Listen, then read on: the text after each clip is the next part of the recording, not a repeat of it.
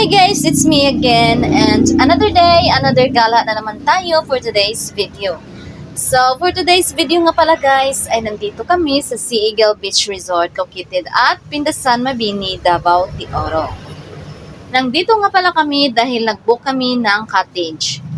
Mas pinili kasi naming mag-book para hindi kami maunahan ng ibang tao doon sa cottage na pinakagusto naming kunin. Kaya yun naman talaga ang pinakamainam na gawin. Pag ayaw mong maunahan ka ng cottage na gusto mo, ay mag-book ka ng maaga. Kaya nga kami nandito. At pagkatapos namin mag-book, pumasok kami at saka nag-relax kami at saka nagtambay muna kami dito hanggang mag 11 ng hating gabi. So, umuwi kami mga alas 11 na ng hating gabi. Pero hindi na kami nagpaabot ng 12 kasi nga malayo pa ang aming biyahe. So I think mga 30 minutes pa ata mula Mabini pa uwing Tagum City.